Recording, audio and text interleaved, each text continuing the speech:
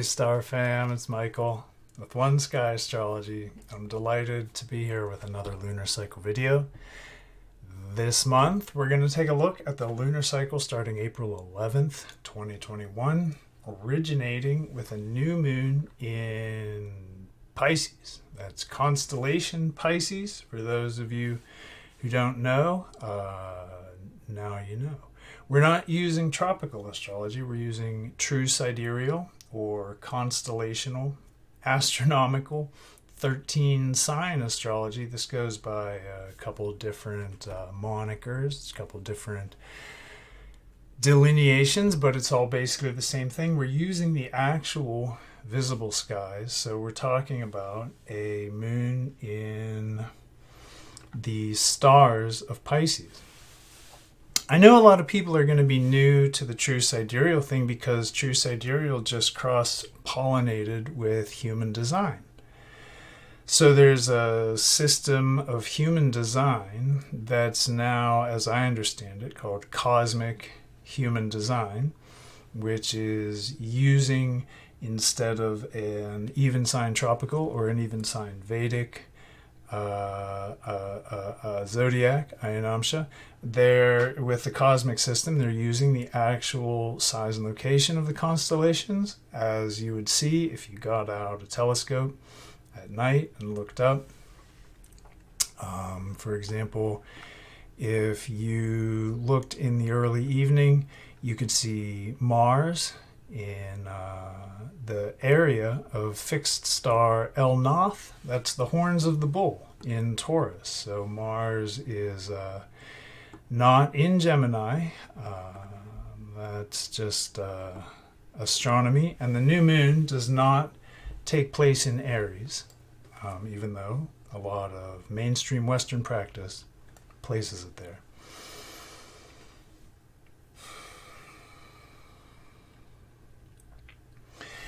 This is a really interesting lunar cycle. The new moon takes place at about the 33rd degree of constellation Pisces. So continuing last month's sort of sense of completion energy, completion of longer cycles here.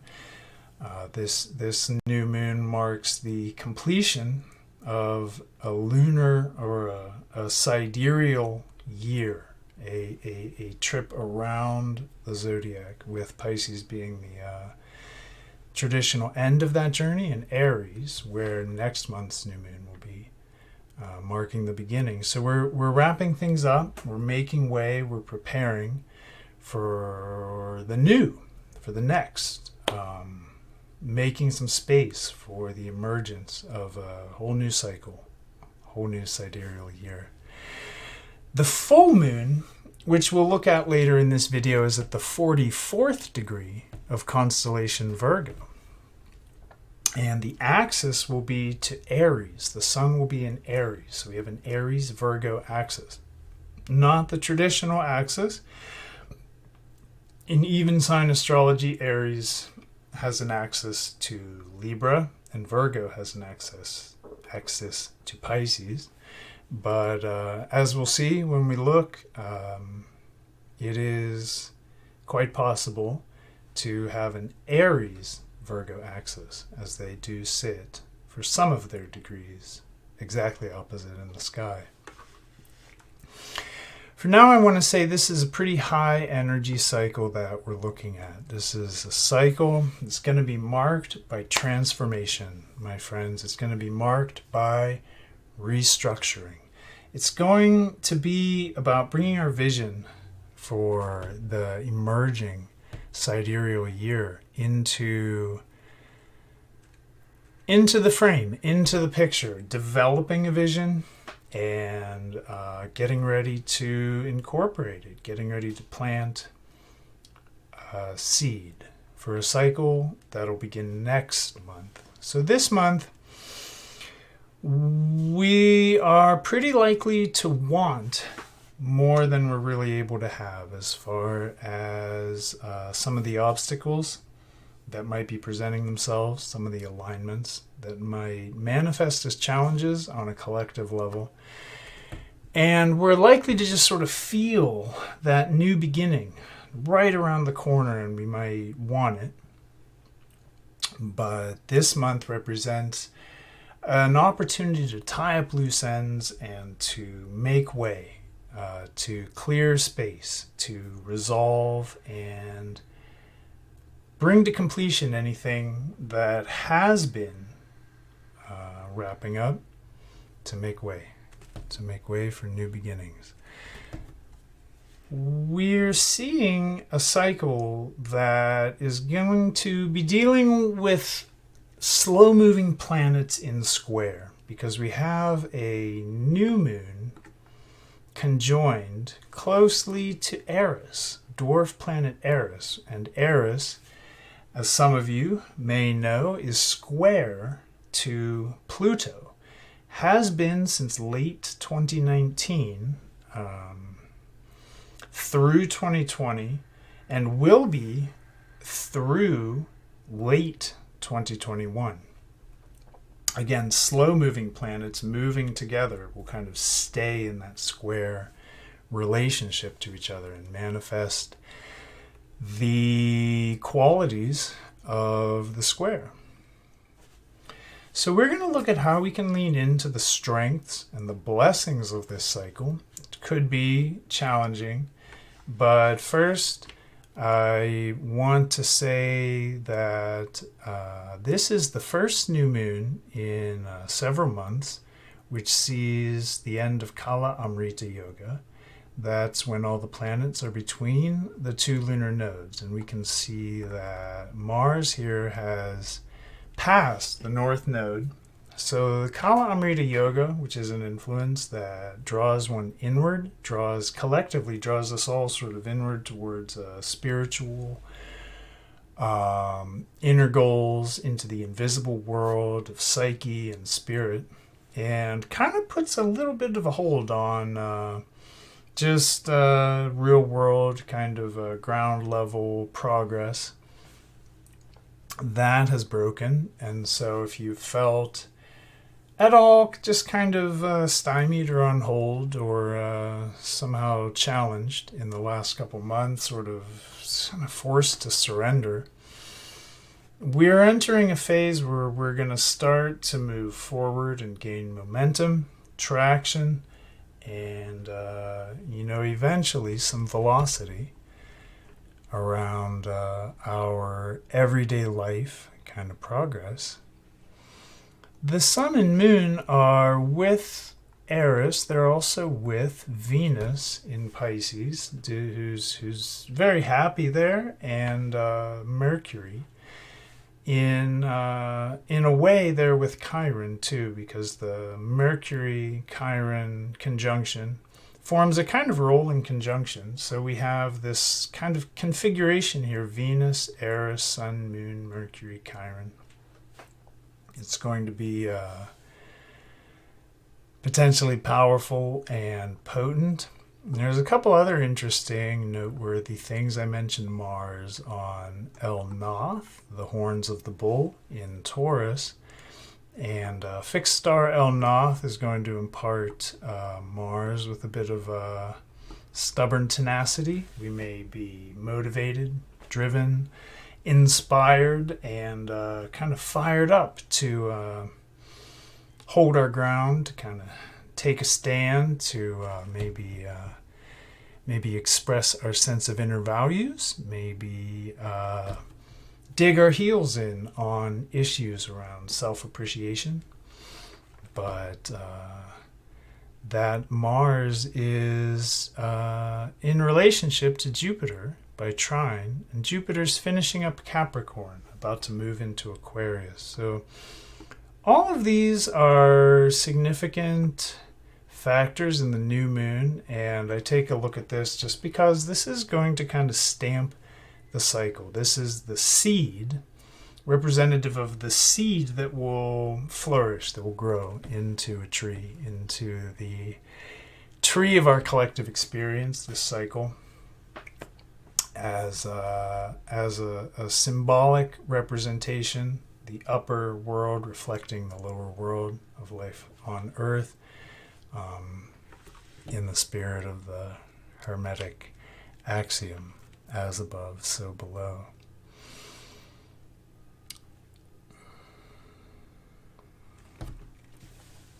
Also of note, we have a nodal axis where north node of the moon, Rahu, is on fixed star Aldebaran, giving it power and intensity. And that means south node of the moon is on fixed star Antares, the heart of the Scorpion. So we have Aldebaran, the kind of the eye of the bull, and the heart of the Scorpion. Both activated and both activating the nodal axis. So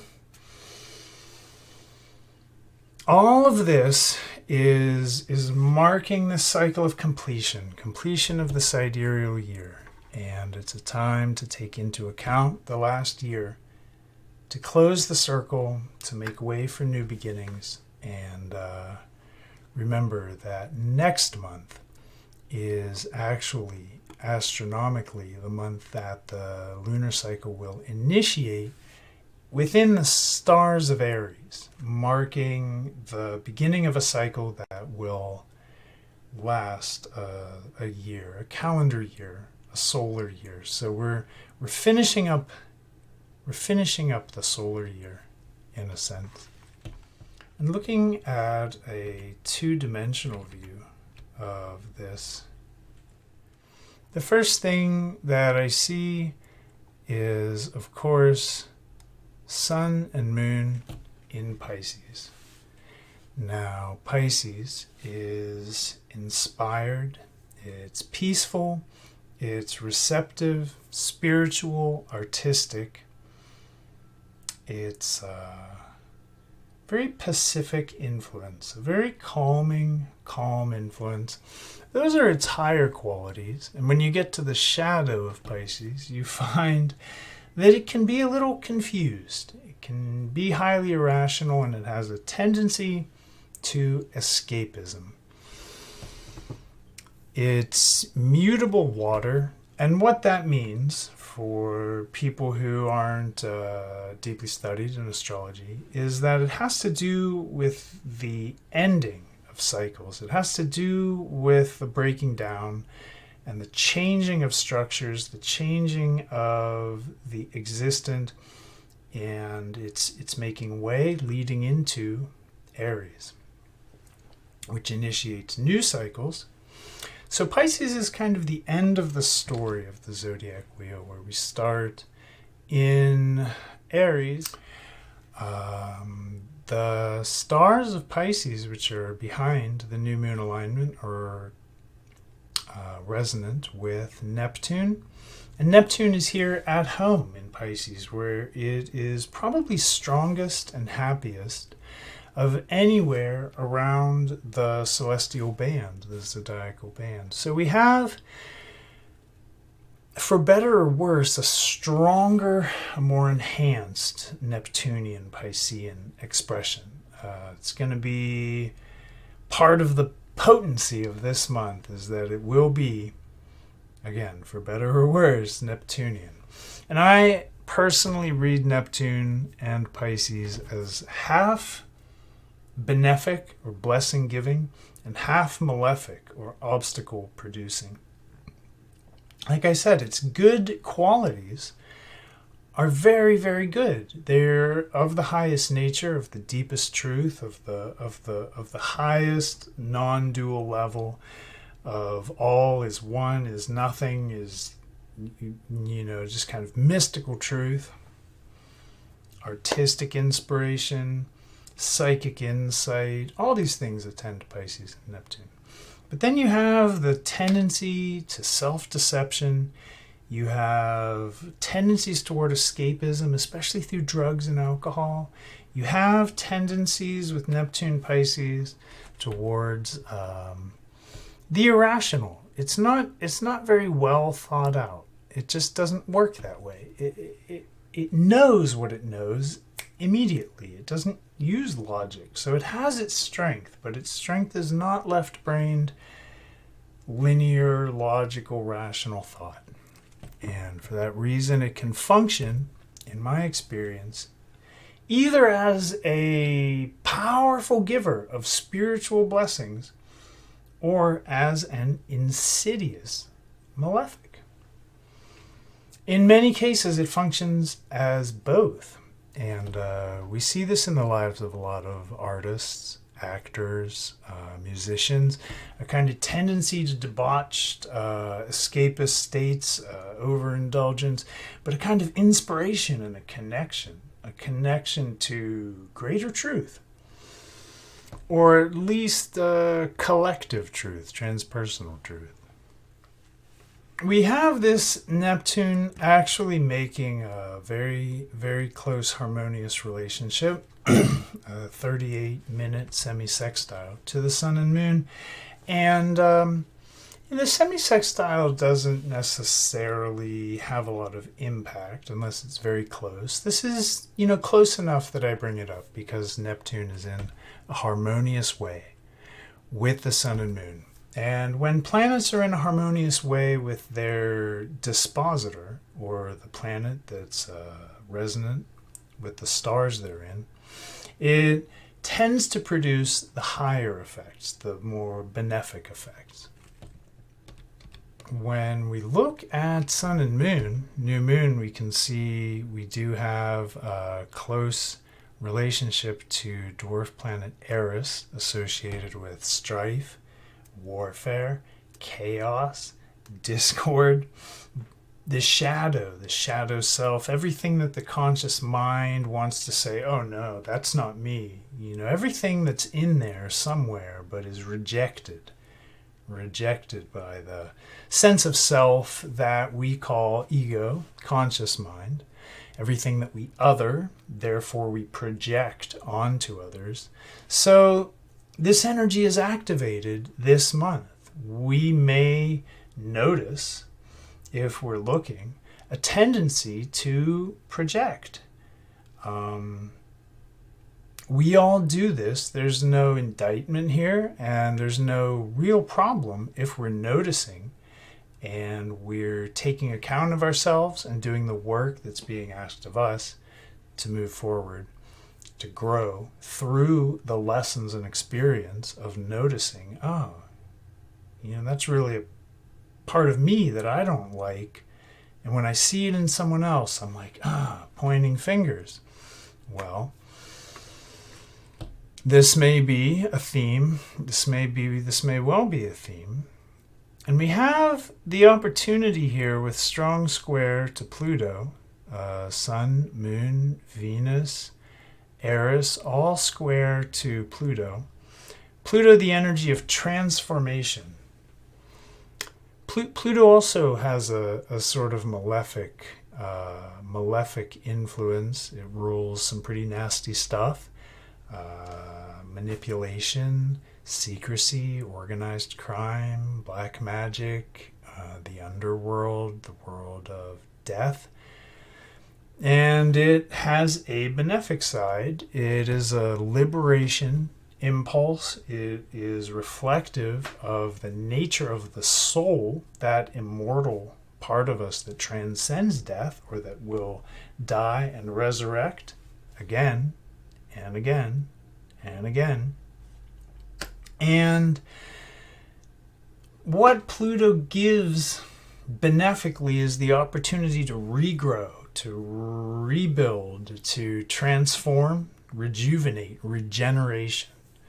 Pluto is a powerful force, and even though Pluto and Eris are both about the size of Earth's moon, and they are trans-Neptunian objects way out in the distant edges of the solar system, they have power. They have real power, and knowing where they are, how they're acting, and how to tap into the higher angels, if you will, of Pluto-Eris and the Pluto-Eris square is going to be a theme. It's going to be a theme this month. Now, Pluto and Aries were the subject of the video I made in January for the January 13th, 2021 new moon. And if you want more information about the Pluto-Aries cycle, some of the influences and effects of Pluto-Aries contact through history, and just a deeper dive into the world of these sort of darker, powerful dwarf planets, check out that video. And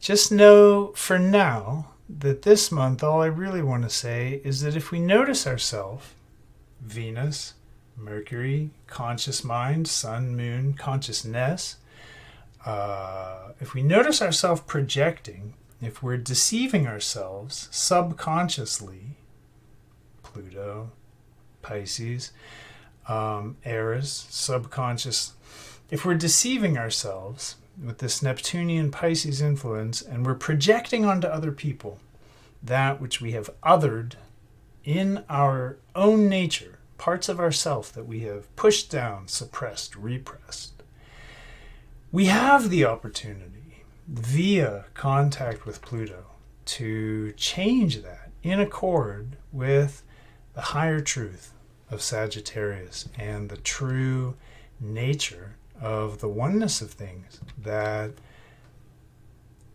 truth, Sag, can be recognized as, oh, we're all infinite, Pisces. We all have all qualities. Some of us have brought certain qualities to the fore, and some of us have these qualities more latent, more dormant. But everybody has everything, all of the star groups, all of the planets, all of the archetypes of consciousness that astrology reflects. Again, that the outer world reflects the inner world. Everybody has everything. And I think this is likely to rear its head this month collectively, in that there's likely to be an emphasis that we'll see in the new moon segment of this video on division, divisiveness, a sort of dichotomous split, an ideological kind of warring factions. Kind of effect that could be kicked up, it could be stirred up strongly this month. So I encourage everyone to take the high road, take that higher ground of Pisces and just rest in the nature of consciousness and the spirit, knowing that each of us is infinite, each of us is a reflection of a divine truth. It can't be spoken, it can't be named, it doesn't matter what you call it. What matters is that we recognize ourselves as rays of that light. And when we can recognize ourselves as that ray, we can recognize everyone else as a ray of the same light. This is the medicine of Pisces. And this, in a way, is what we're wrapping up, right? The lesson of a year is it culminates in Pisces, and we come to terms with the higher truth, the bigger picture, the broader transpersonal aspects of it. So you have this opportunity, even though it could be challenged.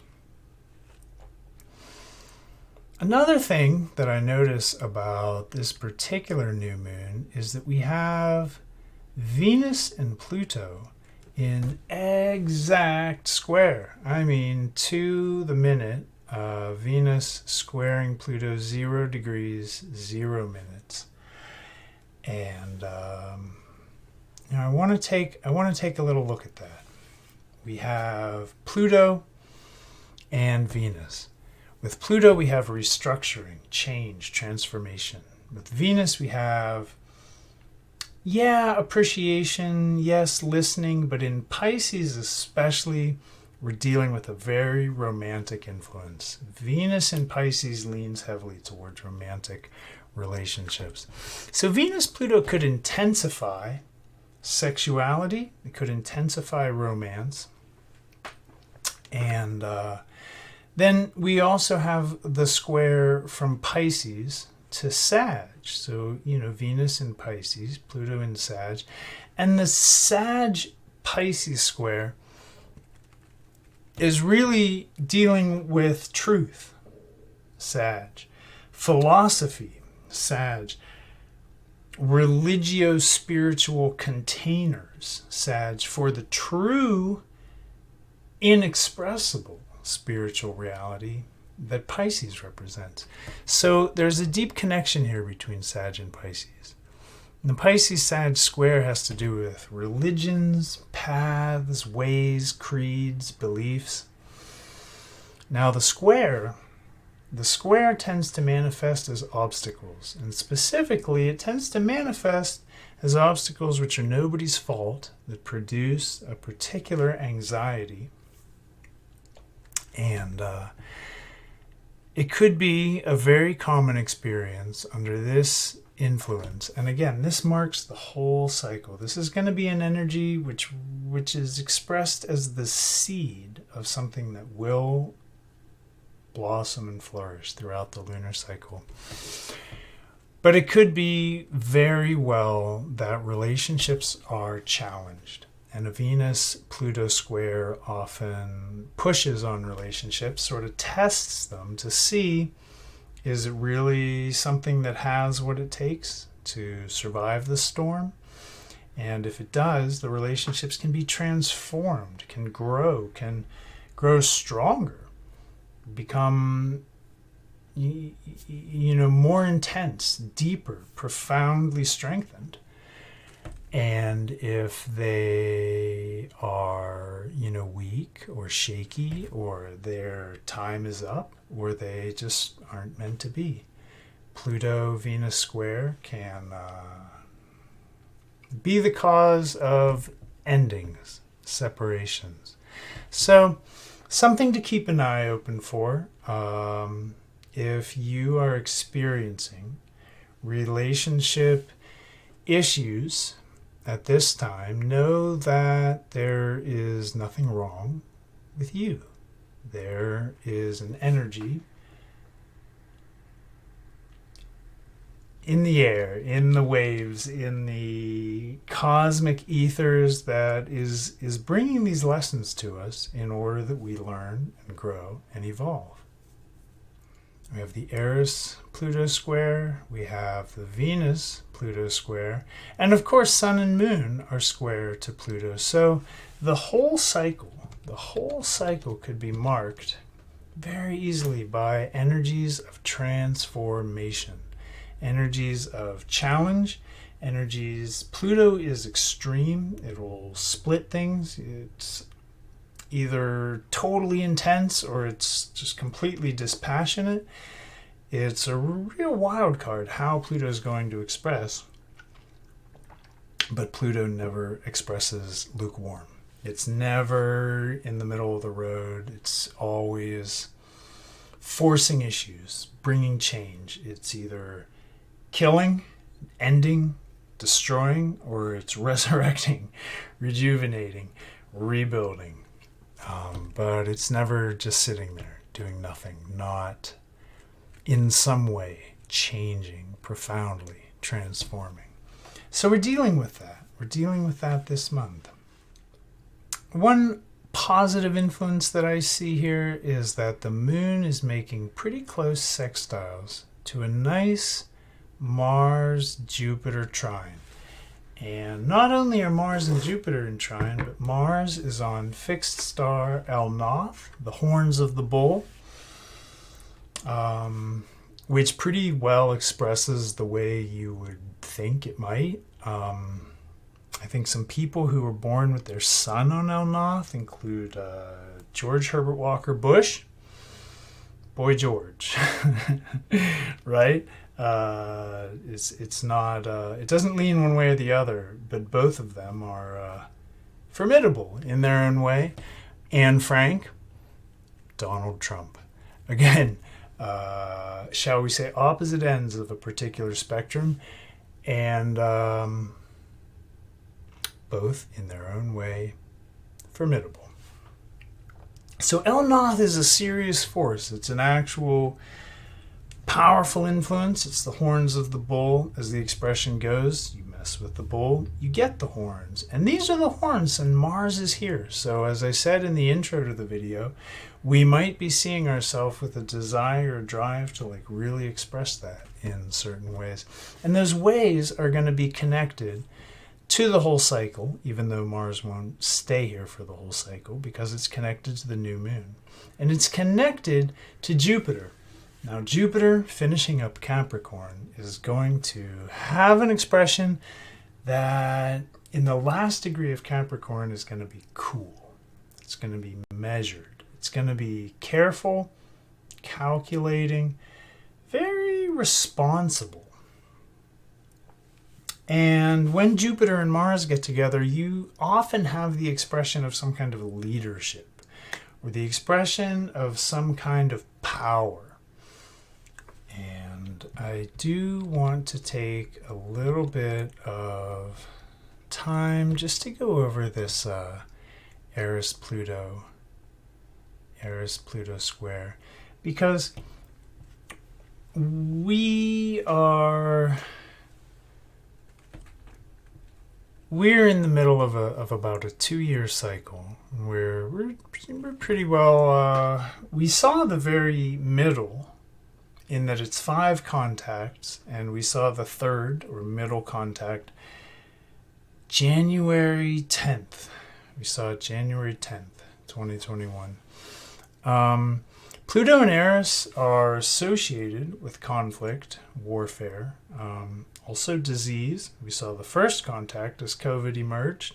We saw the middle, or most profound contact, as that was 4 days from the insurrection in the United States Capitol building. And interestingly, the two, when we look really closely at the symbol for Aries, we see it's like 2 spear points. They're pointed at each other. We see that, and that is because Aries is famously credited with starting the Trojan War, which was a Greek civil war. So, very interestingly, Aries associated with warfare, associated with civil warfare, and Aries-Pluto contact attends warfare just throughout history. This is the wisdom of Aries. It's about the shadow. It's a powerful time. This cycle could be a powerful time to work with fear of death, Pluto, or change, Pluto. It can be a powerful time to devote extra energy to digging deep into our own psyches, especially around the difficulties of the last year, which has been challenging for everyone. I say the last year because we're wrapping up the sidereal year, getting ready for the sun to enter Aries. And it could be a time where spiritual endeavor is very favored, working with our liberation impulse, Pluto, also Neptune in Pisces, and doing this shadow work, Aries-Pluto, doing this deep shadow work. This is favored. This is favored now. And I've been talking about shadow work. If you remember, January's video was about shadow work. I recommended books on shadow work. I was talking about all of the same themes. Why? Because January, new moon was conjoined Pluto. Then we had new moon in Capricorn, new moon in early Pisces. Now we have new moon conjoined Aries. Aries and Pluto, square. That's 90 degrees. Each lunation moves about 30. So this is what I said in the introduction. We're in this phase of Pluto-Aries square. We're kind of been moving through the territory. The sun has been moving through the territory delineated by Pluto-Aries square. And hopefully this will be the completion of a cycle that has allowed us access to our deeper selves, our higher truth, Sag, our spiritual reality, Pisces. And this square, Pluto to Aries, will have given us an opportunity to dig deep, to kill the weeds and pull the roots of the blind spots in our psyche where we create problems in our lives by projecting our unresolved material onto others, blaming them for it, disliking them for it, etc. Lastly, I want to mention the nodal axis, the lunar nodes. I have a video coming up with Jennifer Jacobson of Soul Path Coaching. We're going to be talking probably a couple videos. I have a feeling that we're going to have a conversation that's going to break into 2, maybe even 3 sections. We'll be putting those up probably on our respective channels, but look for them here. We're going to get into the lunar nodes, the nodes of the moon, what they are, why they are that way, some of the mythology, astronomy, and astrology of Rahu and Ketu, aka the north node and south node of the moon. So I'm not going to give the description, what's a lunar node, why is it important. Stay tuned.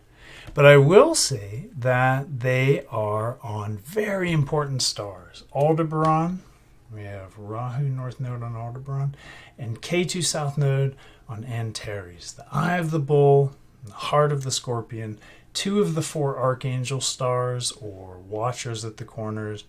If you're familiar with tarot imagery, if you look at the card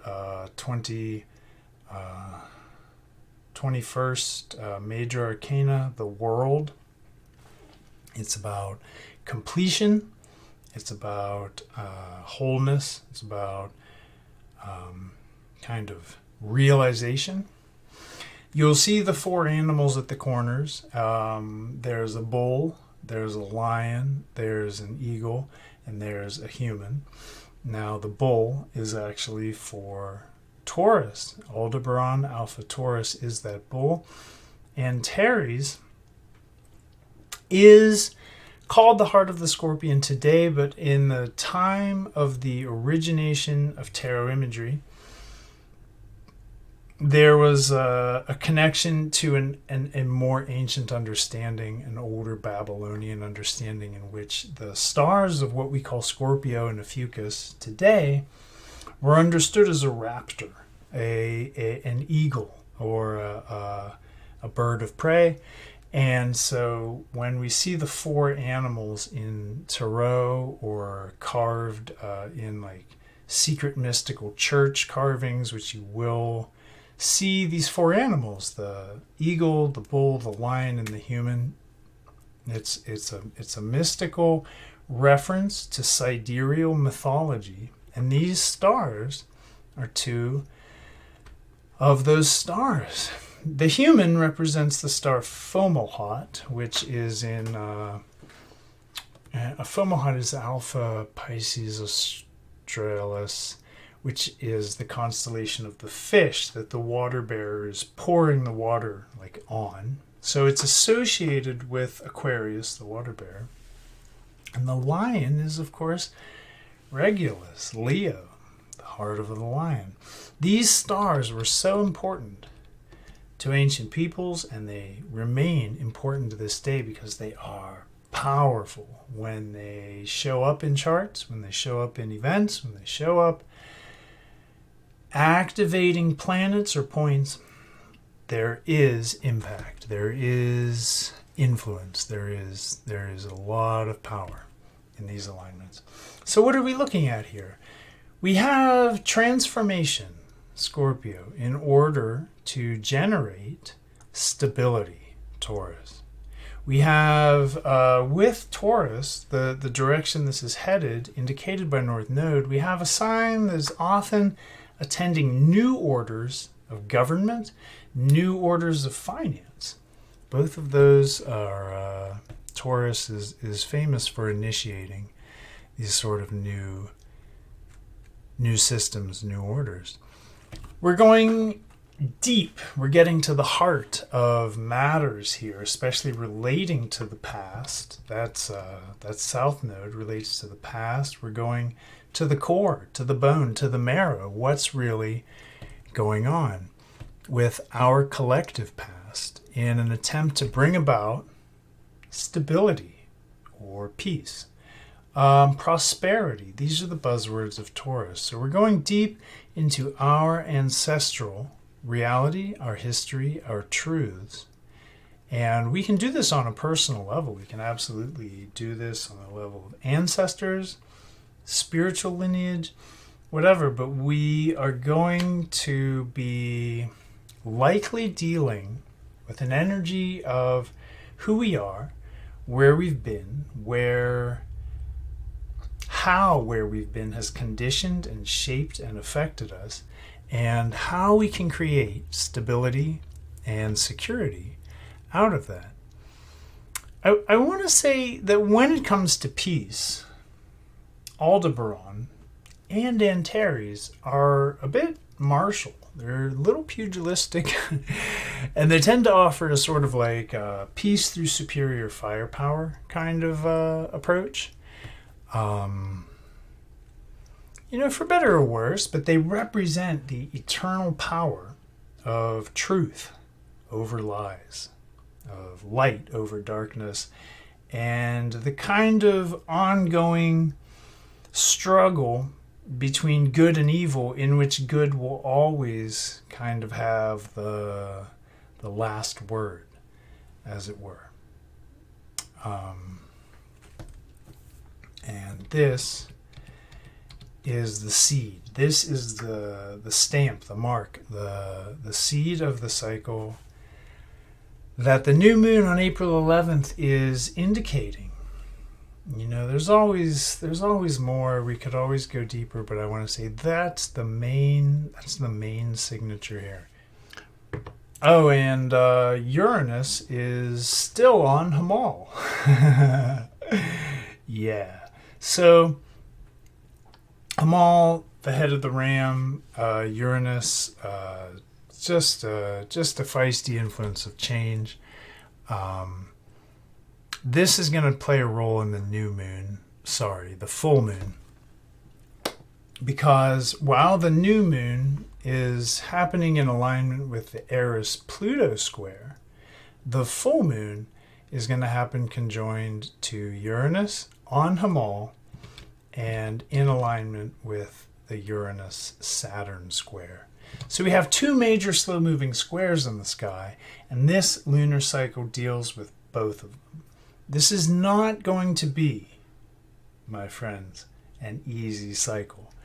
I can tell you that I am not bracing myself, because that's how you get hurt. I am relaxing into a trust, a sense of faith, if you will, that I am held by the Spirit, and I'm staying loose like a baby, getting ready, frankly, to be tested, to be thrown. And, the brittle tree is the one that breaks in the storm. Real strength is not a hard thing. Real strength is able to withstand the storm by flowing, by surrendering, by becoming receptive to what it knows in its highest self. And with that, let's move on to examine the other points of this lunation. Here we're dealing with the first quarter moon, or waxing quarter. So by April 20th, we have the emergence, if you will, of the pattern. This is where we'll start to see how is this thing really going to manifest. We should start to see some of those ideas that we were talking about for the new moon, this really important new moon. We should start to see them take form. We have a moon in Cancer, and this is in, so the moon is kind of the home star runner, as it were, but that moon is opposite to Pluto, and that moon-Pluto opposition is T-squaring this rolling conjunction, which still deals with Eris, Sun, Mercury, Venus, and Uranus. So We do have actually Pluto. I misspoke. Pluto is not square to Venus or Uranus, but Pluto is square to Sun, Mercury, and Aries. That's significant enough. It's significant enough that this might be a time of emotional moon challenge, Pluto, and also the T-square. It could be a time of transformation, going deep. Some of us will respond to this moon in Cancer opposite Pluto by becoming overly emotional. Again, Pluto leans to extremes. Some of us will respond to this by just turning off, becoming unemotional, unavailable.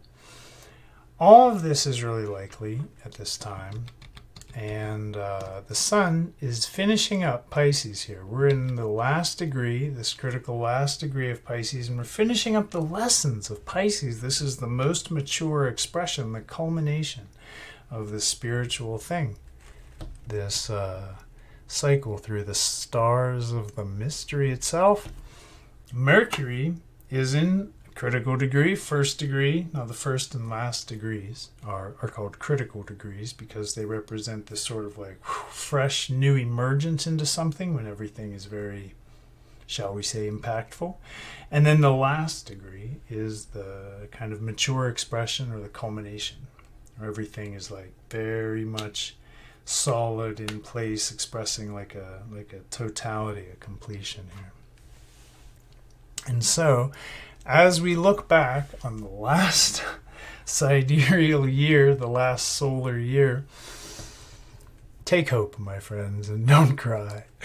Unless you want to cry, and then you'll probably cry your eyes out because it's been a doozy, hasn't it? We do have Mars actually finishing up Taurus and Jupiter starting Aquarius. So we have all this critical degree activity going on. We have 4 planets in critical degree.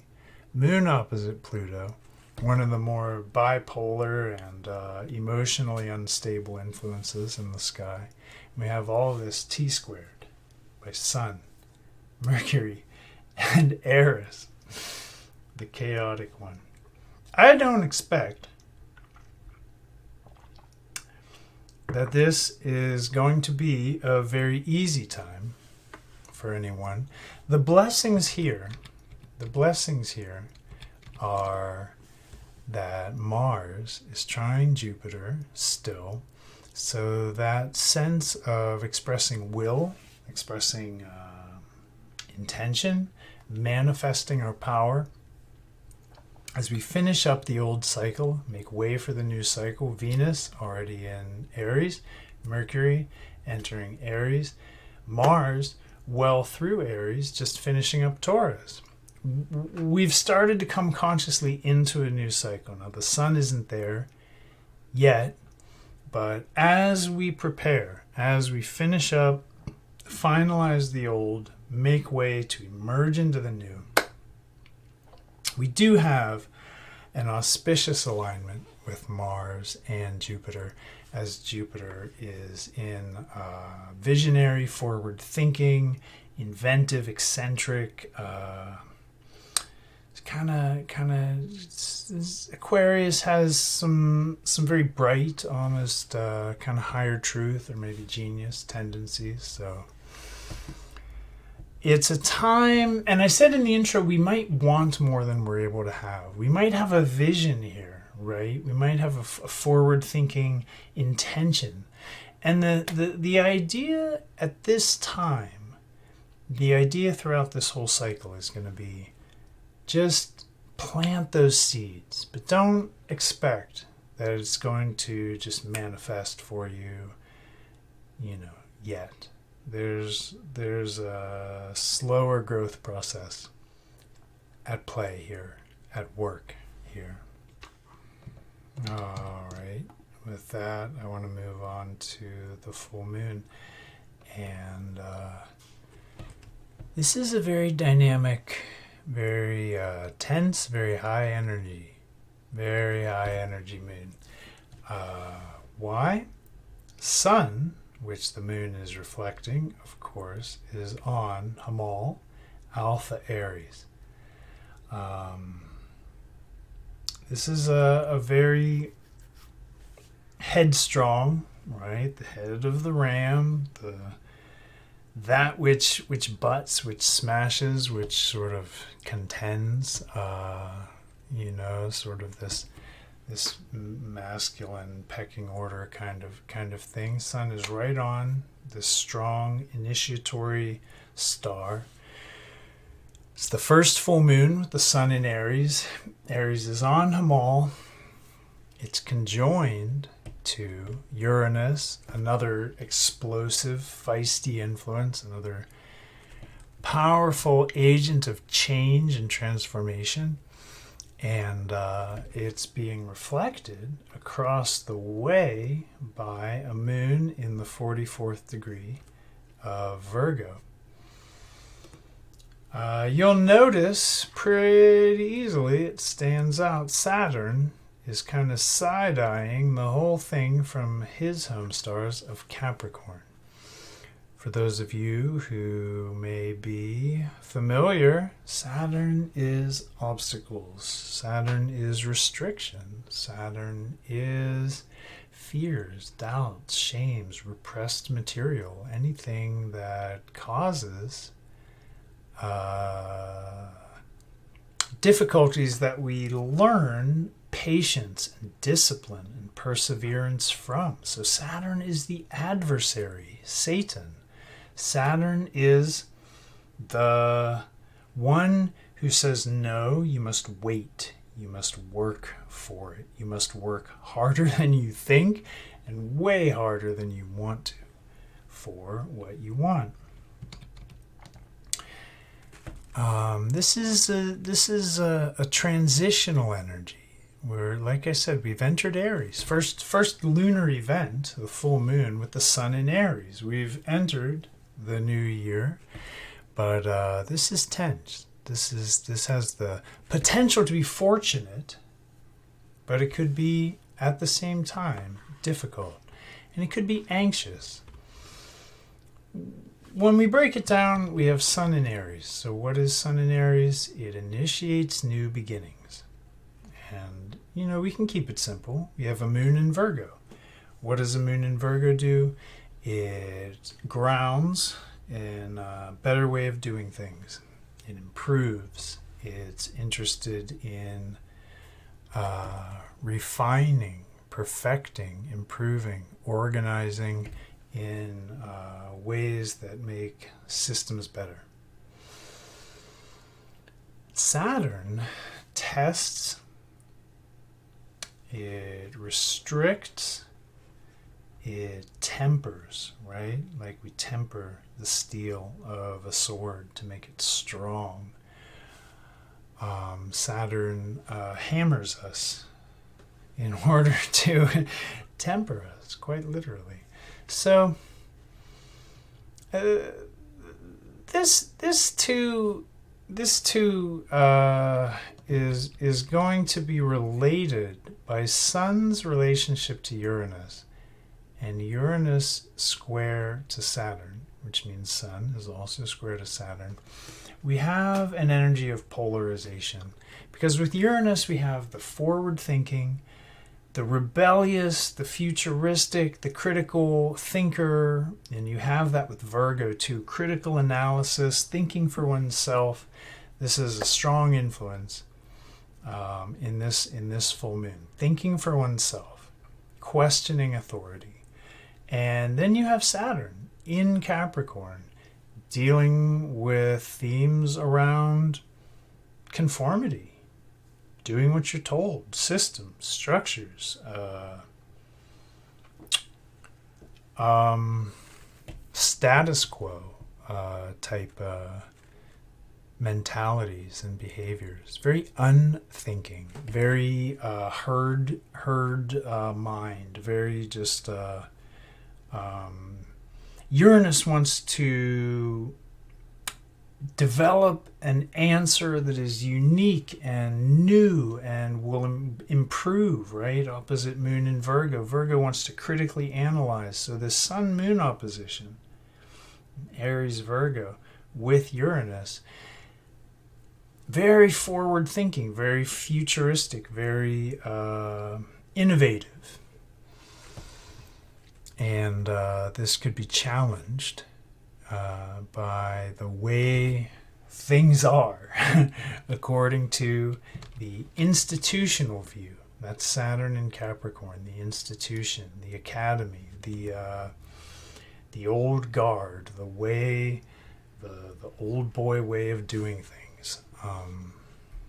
And this could increase the collective energy of polarization, which we have seen way too much of, frankly. And, you know, that's just my opinion, man. But I'm a bit sick of it, to be honest. Especially here stateside in the U.S., seeing our society so divided, antagonistic, the factions of it, antagonistic toward each other.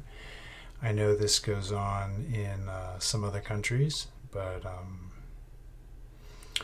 divided precedes conquered.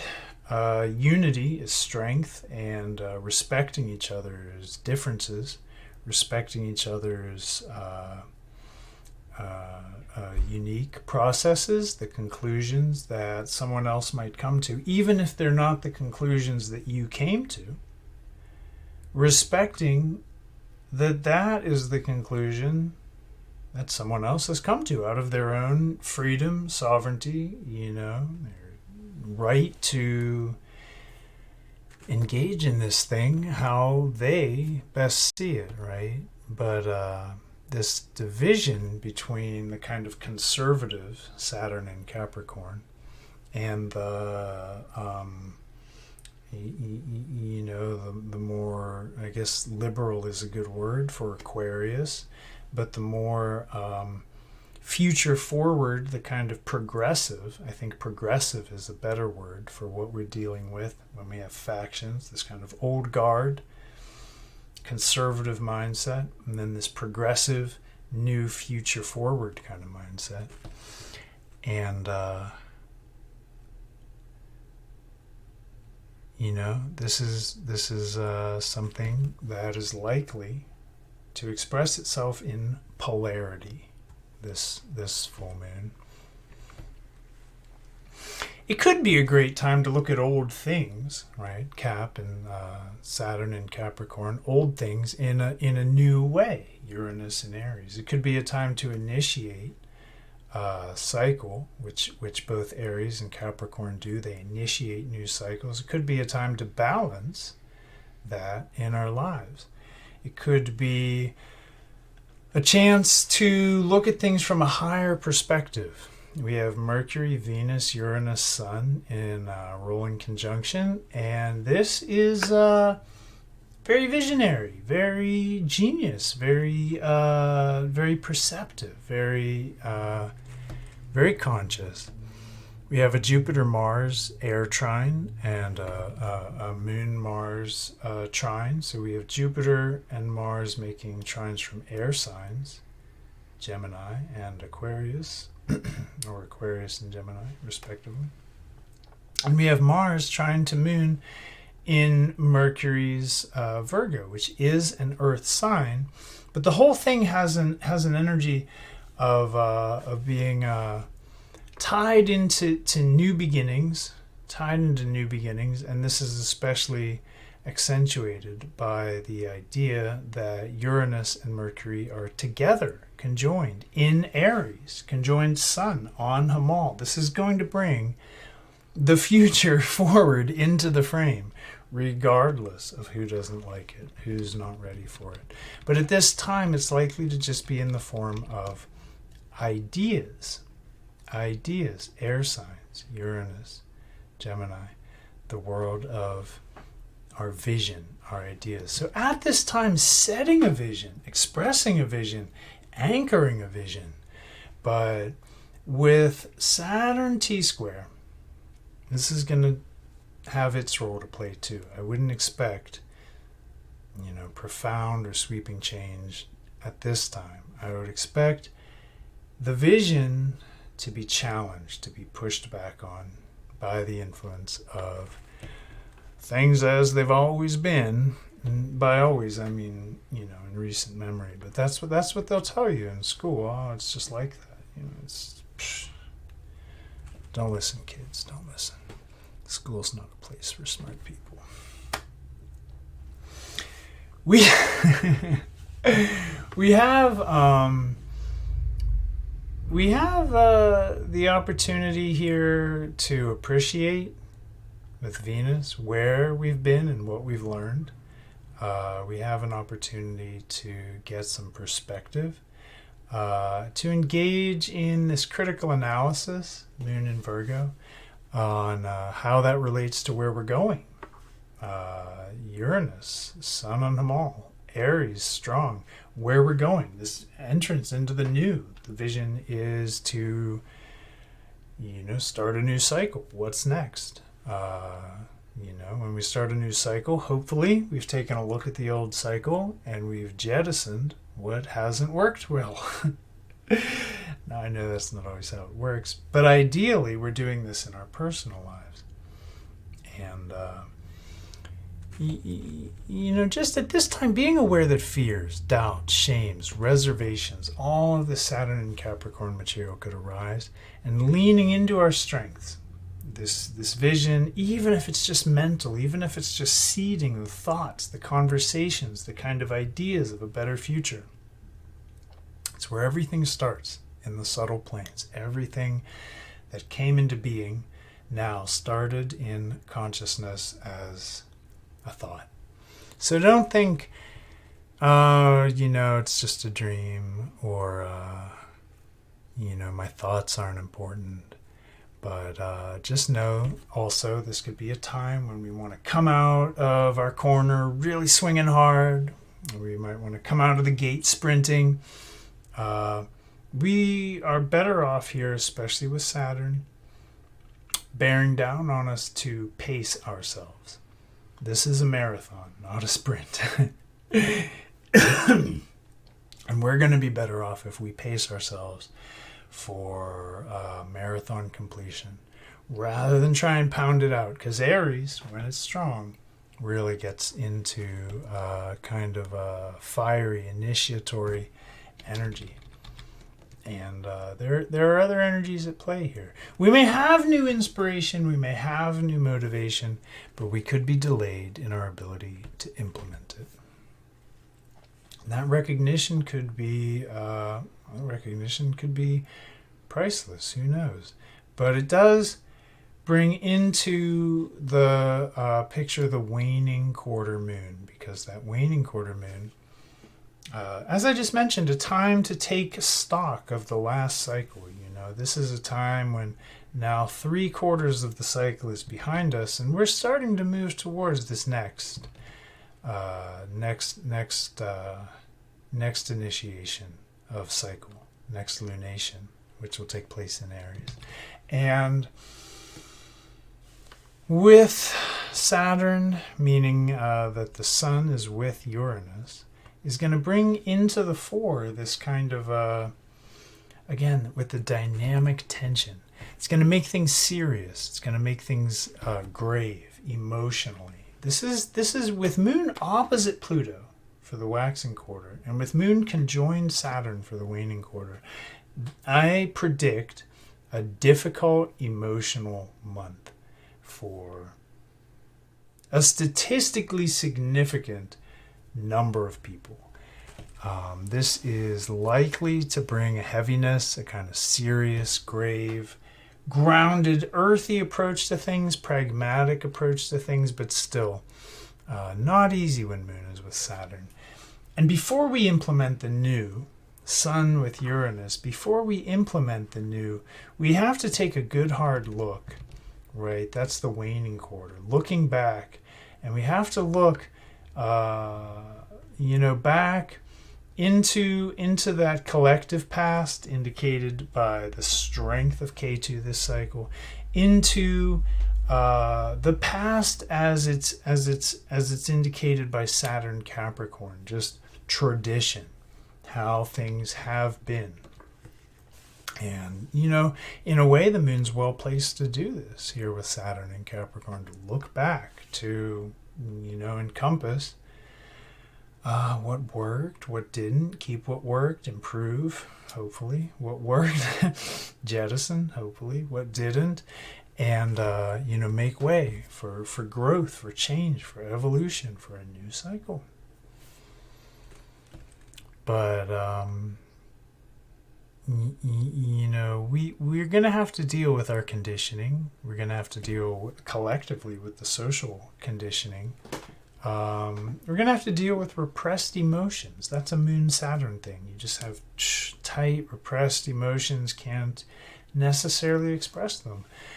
And on a collective level, you know, we're going to be dealing in the you know, collective consciousness, in the collective unconscious, with this you know, repressed material. And at this time, there is a strong possibility of healing, because this Uranus, which is with Sun, giving strength to the Sun and getting strength from it, making an exact semisextile, again exact to the degree and minute, to the healing energies of Chiron in Pisces. So we have Uranus, precise semisextile to Chiron, and a semisextile, again, not an overly important relationship aspect, but when you have an exact relationship, it becomes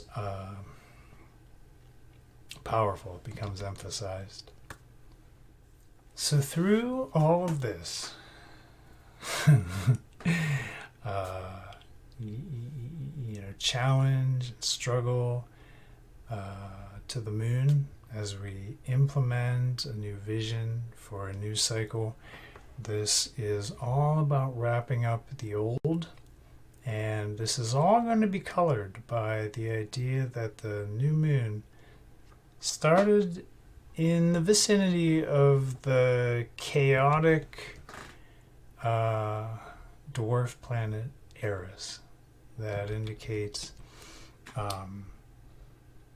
a need to not just do the shadow work and go into the deep psyche, getting into what we other and project, but also Aries is dealing with the simple channeling of strife energy into constructive forms. It's when we can channel the energies of Aries constructively, we can accomplish tremendous work. We can succeed in difficult endeavors. We can make moves.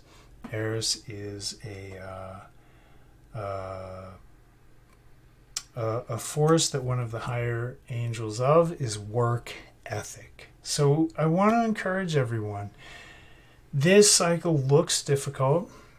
I don't often make predictions, but when I see this many difficult indicators, I'm going to say we're probably in for a month in which, if you aren't challenged, you'll probably have to deal with some of your friends coming to you and saying, "Whoa, what's going on? I'm falling apart. This is crazy." And just bear in mind, this is an opportunity to deal with our deep material, our shadow sides, to channel our difficult experiences constructively, to create the vision and begin to plant the seeds, implementing the vision of the future we want. It's not going to happen with the snap of fingers, but it is the beginning of a cycle, and it leads to the next new moon, which is the first new moon in constellation Aries. And this is going to kind of more officially kick off the new year as it were, sidereally, not according to the Gregorian calendar, and not according to everyone's interpretation of astrology, mind you. But it's a classic idea that the story of the zodiac starts with Aries and ends with Pisces, and I find it to be accurate. So next month, May 11th, a couple days before that, I'll see you again, and we'll kick off the year. And with that, my friends, I want to thank you, as always, for tuning in. I want to encourage you to check out Athen Chimenti and Mastering the Zodiac. Check out the Sidereal Revolution group on Facebook. I want to say thank you. I just caught a lovely interview with Ross Starr, 13 Sign Astrology, Kim Nosworthy Lovelace on Real Armand's show, The Cosmic Wizard. And I want to shout everyone who's doing astronomical or constellational astrology out. There's a lot of names. There's a lot of people who have been doing this longer than me, probably way better than me. But I just want to say stay tuned. Everyone has their own delightful take on things and their own strengths. And if you as well are practicing, I want to say thank you. This is kind of a new school, old school thing. It's not exactly the way ancient people used to do it, but it is sort of re-emerging with a new face. It's an old thing. It's an original thing. It's kind of aboriginal. And I invite you to stay tuned. Please like, subscribe, dig deeper, check out more. I have a website, oneskyastrology.com, where you can learn a little more, learn a little about the history of Western astrology and of true sidereal astrology, learn a little about Jeffrey Wolf Green's evolutionary astrology, learn about me if you wonder, how did he get that way? Just come to oneskyastrology.com and I'll tell you all about it. And with that, my friends, thank you and goodbye. See you next month.